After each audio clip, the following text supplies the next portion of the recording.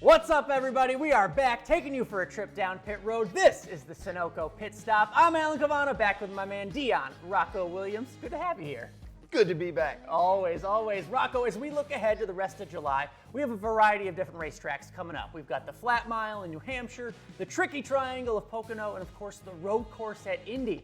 Now, with that said, so many variables week to week. One thing that won't change is the Sunoco Green E15 fuel these drivers have in the tank. What should we know about these tracks and how important the fuel runs will be, especially at a place like Pocono in the road course? Well, Alan, calculating fuel mileage has become a valuable asset to a team's success, especially at these next three tracks. I've won at all three of these tracks as a carrier for Mark Martin and Jeff Gordon, and I remember fuel strategy was a big factor to help us secure the win. Fuel management is the key to success. Races are won and lost based on the team's ability to accurately manage the amount of Sunoco Green E15 needed to cover the distance. You don't need to be the fastest car anymore. You might just need to have a mathematician as your crew chief or engineer to get you to the end of the race. That math's so important. And remember, Sunoco Green E15 contains the same technology as the Sunoco Ultratech fuel you can get at the pump. Sunoco, the official fuel of NASCAR. Now let's look ahead for the rest of the month and the hurdles some of these teams will face on pit road. One big storyline all season, the lug nuts. What if teams learn? What should they still know about the lug nuts on pit road?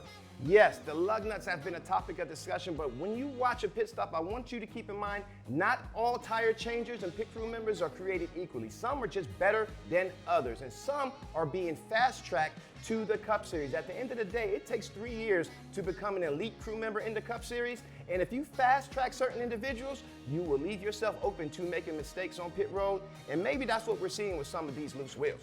Good stuff there. All right, let's look at the tracks themselves. The flat track of New Hampshire, so unique, no other track like it. What does that mean for a pit crew?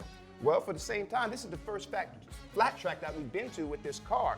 Grip is going to be key. Trying to find that grip on the rear of the car and making adjustments, because it is hard to pass out a flat track. Those prime pit stalls at qualifying will be the first to go because you don't want to get blocked in and it could ruin your day. We talked about New Hampshire, the importance of the Sunoco fuel runs at Pocono, but let's look at the Indy road course because they're pitting backwards when they get there. What does that mean for a team? This is something that we don't do often. 6 road course races, 3 of them we pit backwards, and teams have different ideas of the best way and the best choreography to pull it off. Some tire carriers jump out with the jackman, some come around. It's all based off of the skill sets of your athletes. At the end of the day, drivers need to adjust too. They're doing everything backwards too, and they have the ability not only to get penalties on pit road, but to mess up the pit stop, which will hamper your chances to win. So many hurdles on the track, on pit road. This has been the Sunoco Pit Stop. We'll be back next month making that run up to the playoff. For Dion, Rocko Williams, I'm Alan Cavanna. We'll see you then.